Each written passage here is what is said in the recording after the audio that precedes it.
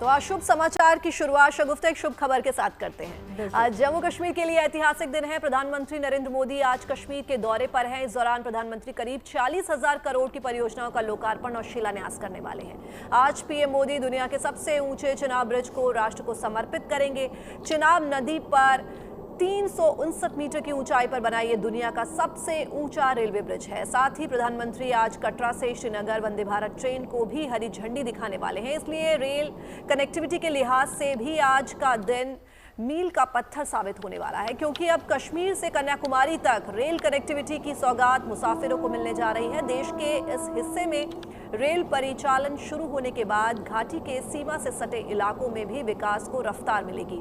दिलचस्प बात यह है कि जम्मू से श्रीनगर के बीच 12 महीने संपर्क बना रहेगा। भूस्खलन और मौसम की वजह से हाईवे प्रभावित होने की स्थिति में भी आवाजाही बनी रहेगी। इसके अलावा आज प्रधानमंत्री राष्ट्रीय राजमार्ग 701 पर रफियाबाद से कुपवाड़ा के चौड़ीकरण और शोपिया बाईपास की आधारशिला भी रखेंगे।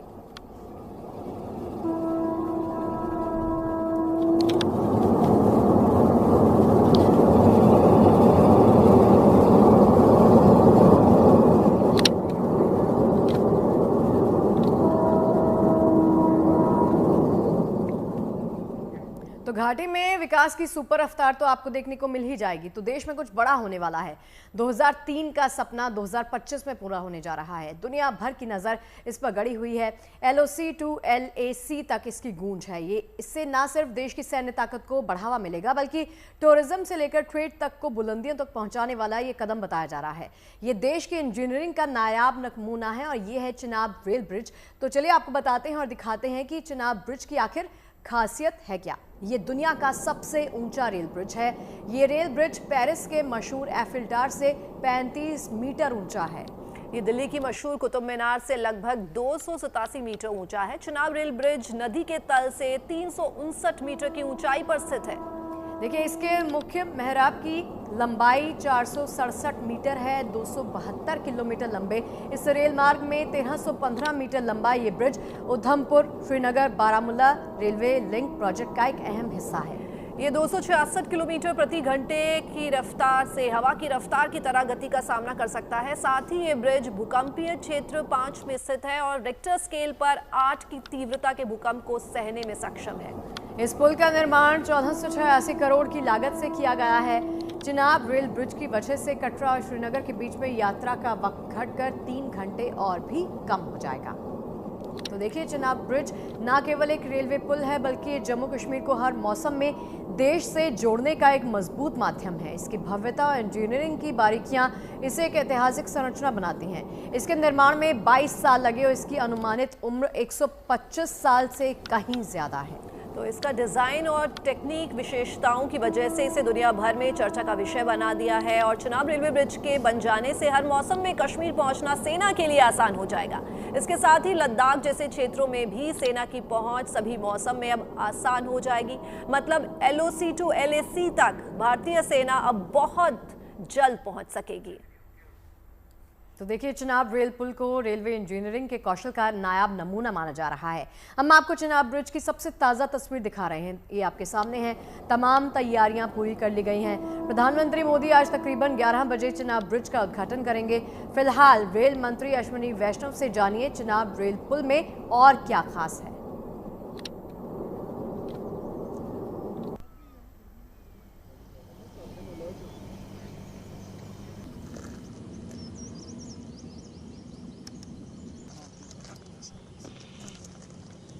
चिनाब का ब्रिज एक बहुत बड़ा एक टेक्निकल मार्वल है।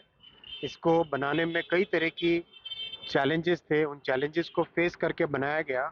आप इसके टेक्निकल पैरामीटर्स को अगर देखें तो इस ब्रिज का डिज़ाइन 260 किलोमीटर प्रति घंटा wind speed, 260 kilometre per hour wind speed और जो जोन 5 सिस्मिक जोन के हिसाब से उसका डिज़ाइन है। यानी एक बहुत ही कॉम्प्लेक्स प्रोसेस से इसका डिज़ाइन किया गया है। इसकी फाउंडेशन देखो, अगर आप फाउंडेशन फुटबॉल फील्ड के आधे के बराबर है। 30,000 टन स्टील लगा इसमें। तो ये बहुत ही कॉम्प्लेक्स है और दुनिया का सबसे ऊंचा रेलवे आर्च ब्रिज है ये। अंजी ब्रिज भी अपने आप में बहुत ही एक महत्वपूर्ण ब्रिज है। केबल वाला ब्रिज बनाना, हाईवे में केबल के ब्रिज कई जगह बने हैं। प्रधानमंत्री नरेंद्र मोदी आज जम्मू कश्मीर को 46,000 करोड़ की सौगात देने वाले हैं। सुबह 11 बजे पीएम कश्मीर को रेल लाइन से जोड़ने वाले दुनिया के सबसे ऊंचे रेल ब्रिज का उद्घाटन करने वाले हैं। इसके बाद वो कटरा से श्रीनगर जाने वाली वंदे भारत ट्रेन को हरी झंडी भी दिखाएंगे।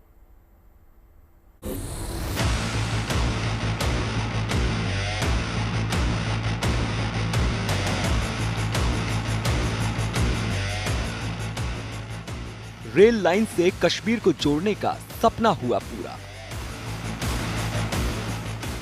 अब कन्याकुमारी से कश्मीर तक होगा रेल का सफर।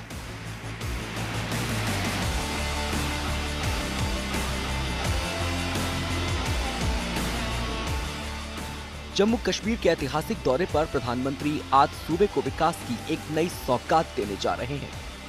ऑपरेशन सिंदूर के बाद प्रधानमंत्री का ये पहला कश्मीर दौरा सुरक्षा के साथ साथ विकास और कनेक्टिविटी की नई इबारत लिखने जा रहा है। प्रधानमंत्री यहां करीब 46,000 करोड़ की परियोजनाओं को राष्ट्र को समर्पित करेंगे। इनमें सबसे अहम है चिनाब नदी पर बना दुनिया का सबसे ऊंचा रेल आर्क ब्रिज। कश्मीर को देश के बाकी हिस्सों से जोड़ने वाला चिनाब नदी पर बना ये ब्रिज एक बेहतरीन इंजीनियरिंग की मिसाल है। दुनिया में आज तक इतनी ऊंचाई पर रेल ब्रिज कहीं नहीं बनाया गया। ये पुल कितना विशाल है, इसका अंदाजा इस बात से लगाया जा सकता है कि इसकी ऊंचाई एफिल टावर से 35 मीटर ज्यादा है। पुल की लंबाई 1.3 मीटर है। नदी के तल से ये 359 मीटर की ऊंचाई पर बना है। ये रिक्टर स्केल पर 8 तीव्रता का भूकंप झेल सकता है। ये पुल 260 किलोमीटर प्रति घंटा की रफ्तार से चलने वाली हवा को आसानी से सह सकता है। इसके निर्माण में करीब 30,000 मीट्रिक टन स्टील का इस्तेमाल हुआ है। इसे बनाने में करीब 1500 करोड़ की लागत आई है। इस ब्रिज का निर्माण उधमपुर श्रीनगर बारामूला रेल लिंक परियोजना के तहत किया गया है। खास बात यह है कि यह ब्रिज आर्क डिजाइन में है, जबकि बीच के पूरे हिस्से में कोई पिलर नहीं है। इस फौलादी पुल पर 100 किलोमीटर प्रति घंटा की रफ्तार से ट्रेन दौड़ सकती है। इसे 120 वर्षों के लिए डिजाइन किया गया है, यानी ये पुल एक सदी से ज्यादा वक्त तक रेलवे और देश की जनता की सेवा करता रहेगा। चिनाब ब्रिज के साथ ही जम्मू श्रीनगर रेल लाइन पर बना अंजी खड ब्रिज भी उन्नत इंजीनियरिंग का नायाब नमूना है। ये पुल पिलर और केबल के सहारे पूरी रेल लाइन को सहारा दे रहा है। ये पुल 725 मीटर लंबा है। ब्रिज की ऊंचाई 331 मीटर है। इसका 473 मीटर हिस्सा सिर्फ केबल पर टिका है। पुल में कुल 96 केबल लगाए गए हैं। इन दोनों ब्रिज की मदद से ही उधमपुर श्रीनगर बारामूला रेलवे लिंक के लक्ष्य को हासिल किया गया है। ये रेल परियोजना रणनीतिक तौर पर बेहद अहम है। इससे न सिर्फ स्थानीय लोगों को सुविधा मिलेगी, बल्कि देश की सुरक्षा के लिहाज से भी कनेक्टिविटी मजबूत होगी। उधमपुर श्रीनगर बारामूला रेल लिंक की कुल लंबाई 272 किलोमीटर है। इस रूट पर 36 सुरंगें और 943 पुल हैं। पूरे रेल लिंक की लागत करीब 43,780 करोड़ रुपए है। जम्मू कश्मीर में बरसों की मेहनत और दृढ़ संकल्प की बदौलत ही श्रीनगर को रेलवे लाइन से जोड़ने का ये सफर पूरा हो सका है। इस परियोजना की शुरुआत तो 1997 में हुई थी। कश्मीर की भौगोलिक संरचना इस योजना में कई बार बड़ी चुनौती बनकर सामने आई, लेकिन रेलवे ने अत्याधुनिक तकनीक का इस्तेमाल करके इस महत्वाकांक्षी परियोजना को पूरा करने का लक्ष्य हासिल कर लिया।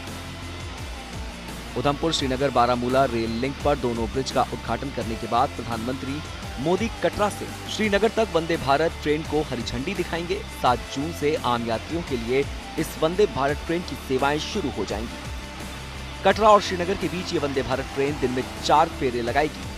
उधमपुर श्रीनगर बारामूला लिंक पर दौड़ती ये ट्रेन मुसाफिरों के लिए सिर्फ सहूलियत की सौगात ही नहीं, बल्कि जम्मू कश्मीर के लिए एक नए युग की शुरुआत भी होगी। जम्मू से Sunil ji Bhatt, good news today. तो देखिए, घाटी में विकास की रफ्तार को तेजी देते हुए आज प्रधानमंत्री मोदी कटरा से श्रीनगर तक वंदे भारत ट्रेन को हरी झंडी दिखाने जा रहे हैं। 7 जून से आम यात्रियों के लिए इस वंदे भारत ट्रेन की सेवाएं शुरू हो जाएंगी। अब आपको बताते हैं कि इन वंदे भारत ट्रेनों का रूट क्या है। कटरा से रवाना होकर अंजी ब्रिज और चिनाब ब्रिज पार करते हुए ये ट्रेनें बनिहाल जाएंगी और वहां से श्रीनगर जाएंगी। अभी ट्रेनें सिर्फ बनिहाल में रुकेंगी, अन्य स्टॉपेज पर फैसला बाद में लिया जाएगा। तो कश्मीर को देश के बाकी हिस्सों से जोड़ने वाली पहली वंदे भारत एक्सप्रेस ट्रेन को प्रधानमंत्री मोदी आज कटरा में हरी झंडी दिखाएंगे। हम आपको बताते हैं इस ट्रेन से जुड़ी कुछ खास बातें, और वो क्या बातें हैं। सबसे खास बात तो ये है कि यही है जम्मू कश्मीर में एक साथ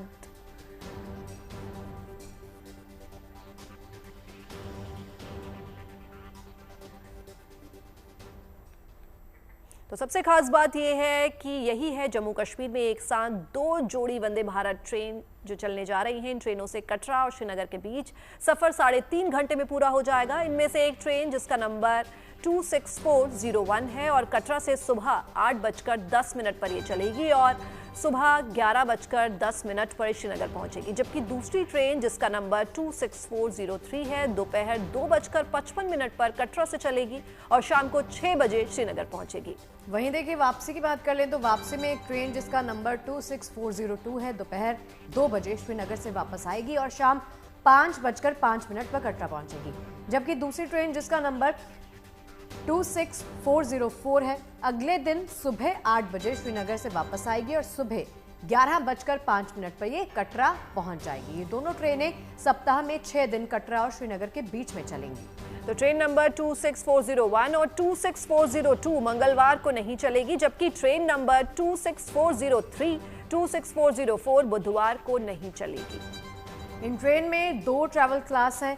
इनमें चेयर कार का किराया 715 रुपये है और एग्जीक्यूटिव क्लास का किराया 1320 रुपये है। इन ट्रेनों से करीब 10 घंटे का सफर 3.5 घंटे में पूरा हो जाएगा।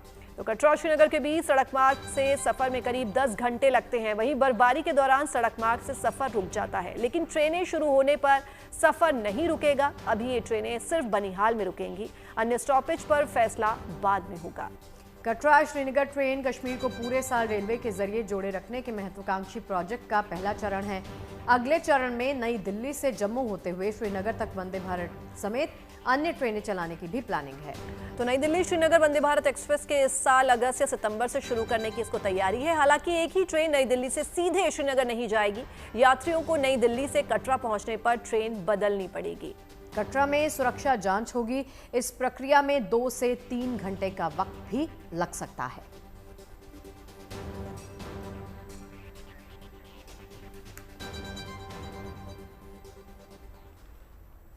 चलिए, इस गुड न्यूज की बात तो हमने कर ली। अब रक्षा क्षेत्र से जुड़ी हुई गुड न्यूज आपको दे देते हैं, जो राफेल फाइटर जेट के साथ जुड़ी है। अब इसके फ्यूजलेज का निर्माण भारत में होगा। इसके लिए डिसॉल्ट एविएशन और टाटा एडवांस्ड सिस्टम्स लिमिटेड के बीच में एक डील हुई है, जिसके तहत राफेल विमान की बॉडी हैदराबाद में बनेगी।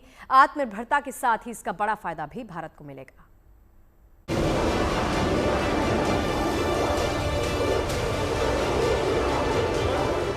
आसमान का बाहुबली,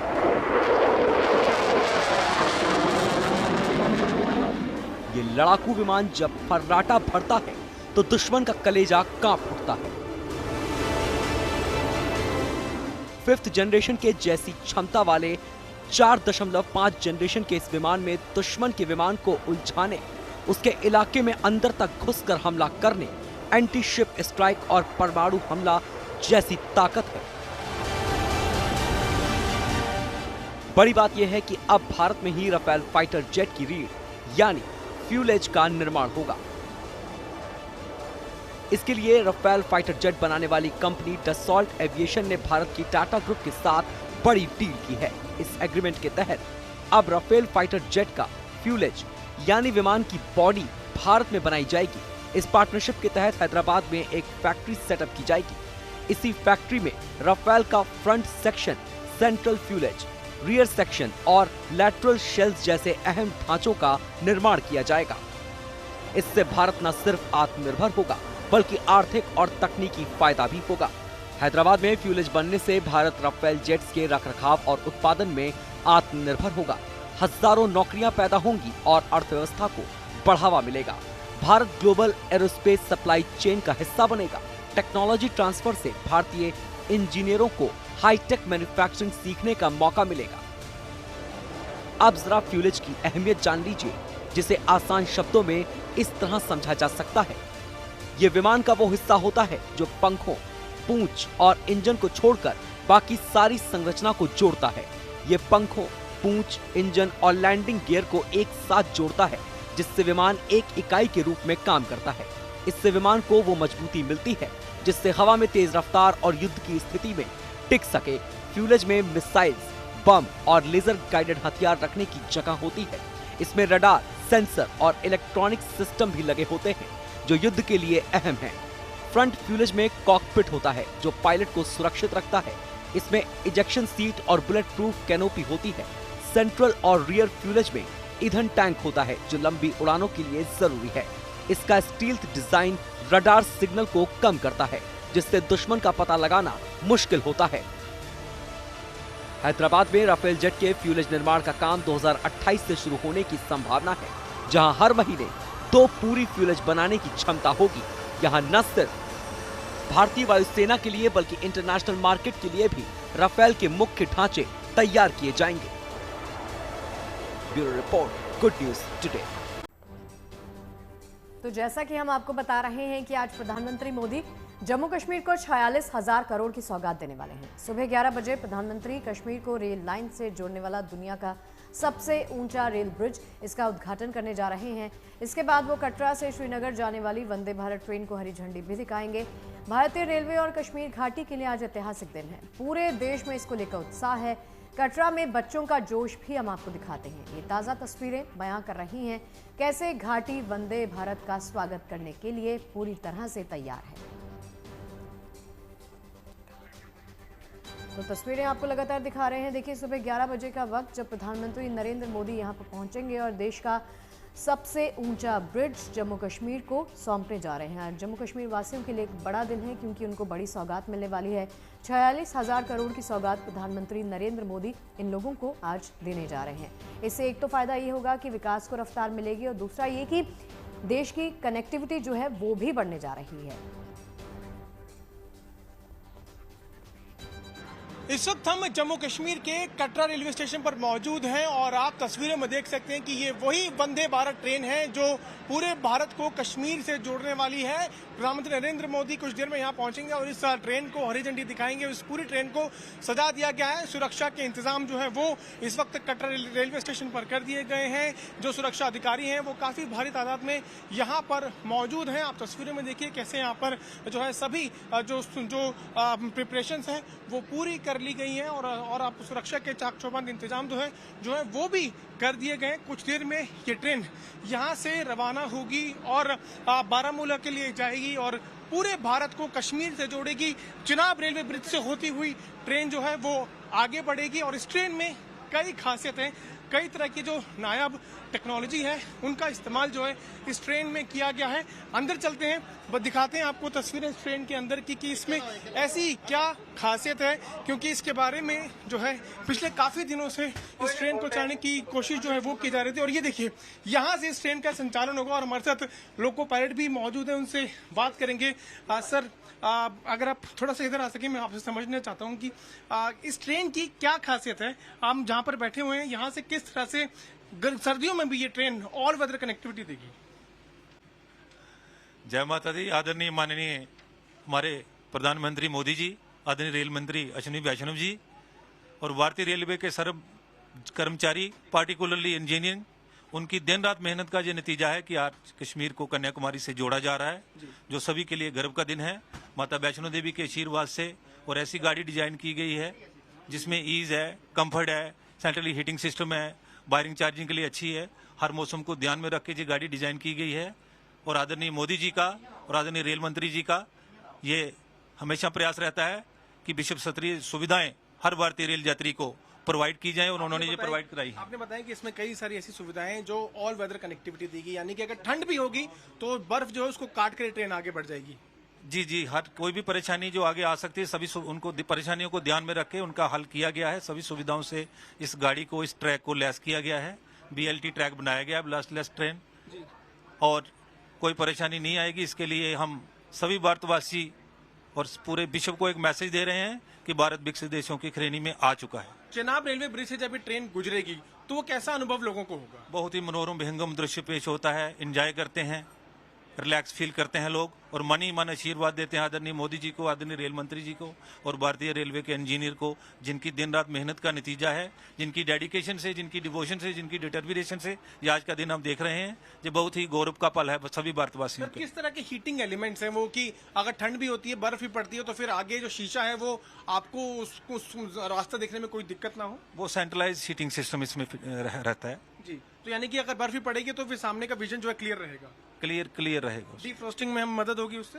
हर चीज, हर परेशानी को ध्यान में रख के हर सुविधा प्रोवाइड की गई है गाड़ी। यानी कि 24 घंटे अगर चलाना हो या पूरे 12 महीनों चलाना हो तो ट्रेन आराम से चल सकती है। आदरणीय प्रधानमंत्री मोदी जी का और आदरणीय रेल मंत्री जी और वैष्णो माता की सीम कृपा रहेगी, 12 महीने ट्रेन चलती रहेगी। सभी भारतवासियों का इसमें आना जाना लगा रहेगा और वो एंजॉय करेंगे कश्मीर का टूरिज्म। जी, तो आप देख सकते हैं कैसे यहाँ पर सभी सुविधाओं से लैस ये ट्रेन है। ये हाई ऑल्टीट्यूड पर चलने वाली वंदे भारत ट्रेन है, जो कल से इसका जो है परिचालन जो है वो शुरू हो जाएगा और सभी तरह की तैयारियां जो है वो पूरी कर ली गई है। कुछ देर में प्रधानमंत्री नरेंद्र मोदी यहां से इस ट्रेन को झंडा दिखाएंगे और आगे चलकर हम आपको तस्वीर में दिखाएं कि देखिए यहाँ पर जो है हीटिंग एलिमेंट्स जो है वो वंदे भारत का जो आगे का हिस्सा है, जो ट्रेन जो मिरर है, जो आगे का जहाँ से लोको पायलट सामने का रास्ता देखते हैं उसके ठीक सामने आप देखिए यहाँ पर हीटिंग एलिमेंट्स जो है वो भी लगाए गए हैं कि अगर जरूरत पड़े तो सामने अगर बर्फ गिरती है, जिससे अगर व्यू ऑब्स्ट्रक्ट होता है, अगर देखने में कोई दिक्कत होती है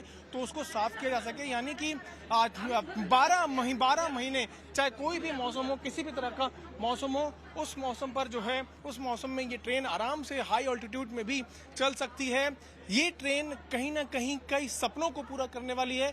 2 दशकों से देखा गया सपना, चिनाब रेलवे ब्रिज से होते हुए ट्रेन जब हवा में गोते लगाकर कश्मीर की वादियों में पहुंचेगी तो उसका दृश्य ही अलग होगा और तैयारियां पूरी कर ली गई है। किसानों को, जम्मू कश्मीर के किसानों को इससे फायदा होगा, जो शैक्षिक संस्थानें हैं उनको फायदा होगा, साथ ही साथ ऑल वेदर कनेक्टिविटी की वजह से टूरिज्म में भी जो है बूस्ट होने की पूरी संभावनाएं हैं। ये वही वंदे भारत ट्रेन है जो अब तैयार है। कुछ देर में प्रधानमंत्री नरेंद्र मोदी जब हरी झंडी दिखाएंगे तो उसके बाद ये ट्रेन जम्मू से चलकर कश्मीर जाएगी और कश्मीर को रेल मार्ग से पूरे भारत से जोड़ेगी। कैमरामैन अंकित के साथ में पीयूष मिश्रा। तो कश्मीर घाटी के लिए आज का दिन ऐतिहासिक दिन होने वाला है और पूरे देश को लेकर, पूरे देश में ही इसे लेकर बहुत ज्यादा उत्साह है। कटरा में बच्चों का जोश भी हम आपको दिखाते हैं कि वो लोग कितने उत्साहित हैं। ये ताजा तस्वीरें बयां कर रही हैं कि कैसे घाटी वंदे भारत का स्वागत करने को तैयार है। हमें बहुत खुशी है, हम अपने पीएम नरेंद्र मोदी जी से मिलने आए हैं। हम उनके लिए बहुत एक्साइटेड हैं, उनसे मिलने के लिए बहुत खुश हैं हम कि हम एक टाइम ट्रेन का भी सफ़र करेंगे और नरेंद्र मोदी जी से भी मिलने के लिए बहुत खुशी है हमको। यहाँ पर जो है हमारे प्राइम मिनिस्टर श्री नरेंद्र मोदी आ रहे हैं श्रीनगर जाने वाली ट्रेन का उद्घाटन करने, और मुझे यहाँ पे आके बहुत खुशी हो रही है। हमारा पूरा स्कूल आया है, यहाँ पे हमारे टीचर्स आए हैं। बहुत अच्छा लग रहा है। श्रीनगर जाने वाली ट्रेन आज उद्घाटन हो रहा है, मोदी जी आके इनका उद्घाटन कर रहे हैं और मेरा एक सपना है मैं श्रीनगर तो जाऊंगी। काफ़ी ज़्यादा एक्साइटमेंट है। लाइक कल हमें बताया था स्कूल में कि मोदी जी आ रहे हैं हमारे, मतलब ये जो ट्रेन हो रहे हैं, तो मेरे को मतलब नींद ही नहीं आ रही थी कि मतलब मोदी जी आ रहे हैं। आई विल मतलब express, I will see them कि मतलब वो आ रहे हैं यहाँ पे, मैं उनसे मिलूंगी। और चलिए आगे बढ़ते हैं और बात करते हैं भगवान नारायण की पूजा के विशेष दिन निर्जला एकादशी की। ज्येष्ठ शुक्ल पक्ष की एकादशी को निर्जला एकादशी कहा जाता है। ये व्रत सभी एकादशियों में सबसे कठिन माना जाता है क्योंकि इसमें जल तक का सेवन वर्जित होता है। पौराणिक मान्यताओं के मुताबिक पांडवों में भीमसेन ने केवल यही एकादशी व्रत रखा था, इसी कारण इसे भीमसेनी एकादशी भी कहा जाता है। मान्यता है कि इस दिन निर्जल रहकर उपवास करने से वर्ष भर की सभी एकादशियों के बराबर पुण्य प्राप्त होता है। ये व्रत धर्म, अर्थ, काम, मोक्ष चारों पुरुषार्थों की प्राप्ति का मार्ग प्रशस्त करता है। इस दिन श्रद्धा और विधि पूर्वक व्रत रखने से न केवल अच्छे स्वास्थ्य की प्राप्ति होती है बल्कि सुखमय और समृद्ध जीवन की कामना पूर्ण हो जाती है। आज पवित्र नदियों में डुबकी लगाने के लिए श्रद्धालु पहुंच रहे हैं। घाटों के किनारे स्नान, दान और तप किया जा रहा है। हरिद्वार में गंगा घाट से लेकर गंगा सागर तक भक्ति और आस्था की बयार देखने को मिल रही है। आज एकादशी का स्नान है जी, और ये सब हिंदुओं का एक विशेष पर्व है। जैसे कल गंगा दशहरा था, आज एकादशी का स्नान है, ये विशेष स्नान है। शिव की कृपा से मौज है, बढ़िया लगा, अच्छा लगा और अच्छी व्यवस्था है प्रशासन की। स्नान करके बहुत अच्छा लगा जी। हमारी आत्मा पवित्र हो गई बिल्कुल। यहाँ आने के बाद एक ऐसा लगता है कि जैसे आप स्वर्ग में आ गए हो। बहुत अच्छा लग रहा है, स्नान भी किया, आरती भी ले ली और अभी बस पूजा पाठ कर। देखिए ये जो निर्जला एकादशी है इसका एक अपना महत्व है। आप पितरों की मोक्ष के लिए होता है इसका, सब गंगा स्नान करते हैं। ये निर्जला एकादशी हम तो बहुत मानते हैं, इससे उपवास करते हैं बिना पानी के, बिना कुछ खाए, और पितरों की मोक्ष के लिए मनोकामना करते हैं। और आज इसीलिए हम यहाँ गंगा स्नान करने आए हुए। इससे हमारे जो भी पाप हैं, जो भी कष्ट हैं वो दूर होंगे, पितरों को मोक्ष मिलेगा, परिवार में सुख शांति बनी रहेगी और सबका कल्याण होगा। जो निर्जला एकादशी है ये पूरे वर्ष की एकादशी रखने वाला व्यक्ति और केवल एक दिन निर्जला एकादशी में निर्जल रह के व्रत रखने वाला व्यक्ति, दोनों को पुण्यफल एक समान बताया गया। इसके विषय में कथा है कि वेद व्यास जी से ज्ञान लेकर भीम ने एक ही एकादशी रखकर पूरी एकादशियों का फल लिया था। इस कारण से आज के दिन जो व्यक्ति निर्जल रहकर उपवास रख ले और द्वादशी तिथि लगने के बाद ही पारायण करे अपने व्रत का, वो नारायण जी की कृपा और मोक्ष को प्राप्त कर लेता है। उसके मन में कोई ऐसी इच्छा शेष नहीं रह जाती जो पूर्ण ना हो। साथ में आज के दिन स्वयं तो निर्जल व्रत करें और जो लोगों को छबील लगाकर या जल जितना पिलाता है, जितना शरबत बांटता है, वो व्यक्ति उतने जीवन तक स्वर्ग में वास करता, ऐसा माना गया है। और अब बात मौसम की कर लेते हैं, जिसका मिजाज किसी को समझ नहीं आ रहा, क्योंकि देश का एक हिस्सा पानी से लबालब है तो पूर्वोत्तर के राज्य पानी से तरबतर हैं। सड़कों पर नाव चल रही हैं, लोगों को अपने घरों से निकलकर सुरक्षित ठिकानों की तरफ जाना पड़ रहा है। बारिश से पैदा हुए बाढ़ के हालात के बीच राहत और बचाव अभियान लगातार जारी है। लोगों तक खाने पीने के पैकेट और जरूरी सामान पहुंचाया जा रहा है, जबकि दूसरी तरफ हिमाचल प्रदेश के चंबा में जून के महीने में भीषण बर्फबारी हुई है। जून में बर्फबारी की खबर सुनकर कई लोग हैरान हैं, क्योंकि अमूमन जून में ऐसा नहीं होता। वहां हुई बर्फबारी से सड़कें ढक गई हैं और गाड़ियों की छत पर भी सफेदी छा गई है। बाद में राहत और बचाव का काम शुरू किया गया। बर्फ हटाने वाली मशीनों को मैदान में उतारा गया, साथ ही मजदूरों को भी औजारों के साथ बर्फ हटाने के लिए उतारना पड़ा।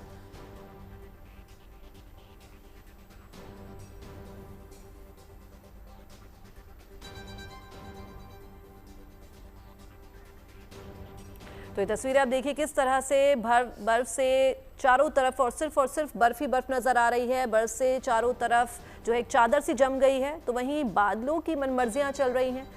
बाढ़ जैसे हालात हो गए हैं। बारिश और रेस्क्यू ऑपरेशन लगातार जारी है और हिमाचल में भारी बर्फबारी से लोगों को काफ़ी मुश्किलों का सामना करना पड़ रहा है। आप देखिए किस तरह से सेना भी लगी हुई है बर्फ हटाने में, और जो स्थानीय लोग हैं वो भी इससे काफ़ी परेशान हैं। तो वहीं दूसरी तरफ बादलों की गर्मजोशी से आप देखिए असम की तस्वीरें, जहां बाढ़ जैसे हालात बने हुए हैं। और चलिए बात मशहूर पर्यटन स्थल औली की करते हैं। चारधाम यात्रा को लेकर उत्तराखंड में श्रद्धालुओं का तांता लगा है। औली भी पर्यटकों से गुलजार है। इस महीने हुई बारिश और बर्फबारी से यहाँ के पहाड़ों में रौनक छाई है। इस सुहाने मौसम का लुत्फ उठाने के लिए बड़ी संख्या में पर्यटक औली पहुँच रहे हैं।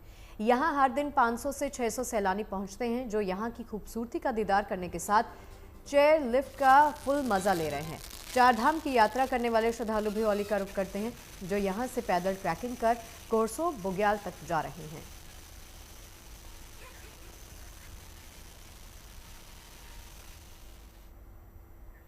और अब आपको लेकर चलते हैं सीधे गुजरात। गुजरात का गिर एशियाई शेरों के लिए पूरी दुनिया में मशहूर है। गिर से आया शेर का एक वीडियो इन दिनों सोशल मीडिया पर खूब ज्यादा शेयर किया जा रहा है। इस वीडियो में शेर आम के बगीचे में बेफिक्र होकर चहलकदमी करता दिख रहा है। गिर में रिहायशी इलाकों में शेरों का दिखना आम बात है, लेकिन आम के बगीचे में शेर की मौजूदगी सोशल मीडिया पर चर्चा का विषय बनी हुई है। आप देखिए किस तरह से खुले मैदान में और ये बगीचा है और यहाँ शेर जो है वो चहलकदमी करते हुए नजर आ रहा है। आम के बगीचे में शेर को पहली बार देखा गया है।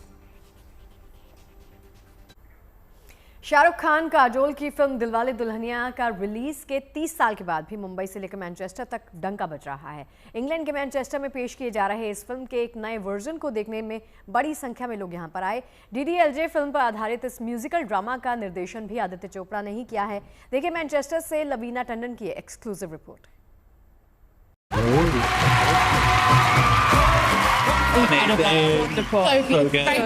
Fantastic, we love it. It is fantastic. such a burst of colour. Everything was absolutely amazing. Loved every minute of it. It's a traditional love story.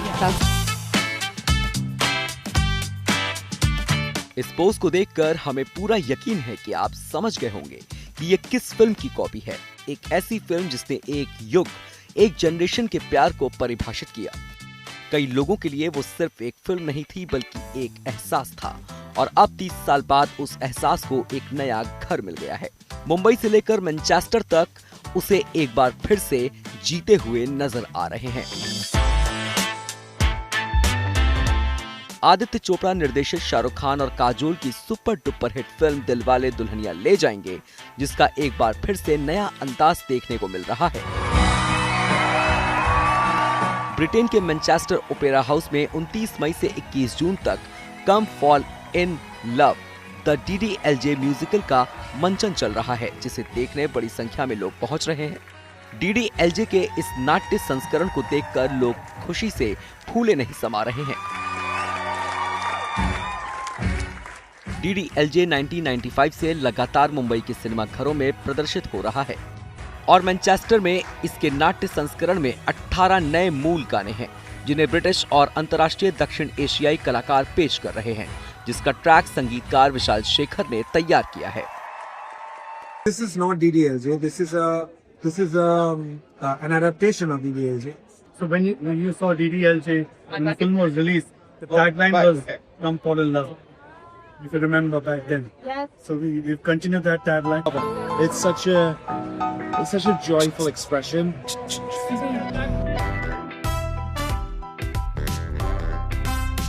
Come fall in love with the DDLJ musical में DDLJ के किरदार का नाम राज के बदले रोग है।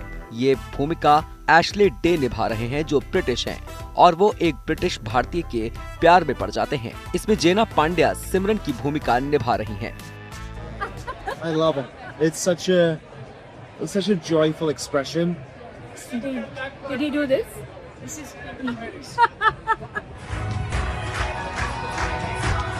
कम fall in love with the DDLJ musical का निर्देशन भी दिलवाले दुल्हनिया ले जाएंगे कि निर्देशक आदित्य चोपड़ा ने ही किया है, जो चुपचाप खुद भी शो में मौजूद थे। साथ ही उनकी पत्नी और अभिनेत्री रानी मुखर्जी भी यहाँ थी। For Adi, my husband, I think it was something that he had in his heart for so long, which was the original story of DDLJ, and it was just a realization that he has to take the story globally. DDLJ की इस संगीत नाटिका के जरिए दो देशों के बीच सांस्कृतिक संबंधों को और मजबूती मिल रही है। भारत में दिलों को जोड़ने का काम तो दिलवाले दुल्हनिया करते ही आए हैं, लेकिन यहाँ मैनचेस्टर में आके कम फॉल इन लव ने न सिर्फ दिलों को जोड़ा बल्कि संस्कृतियों को भी जोड़ दिया। बड़े बड़े कॉन्टिनेंट्स के बीच ऐसी छोटी छोटी बातें होती रहती हैं। Senorita Raveena Tandon, Manchester.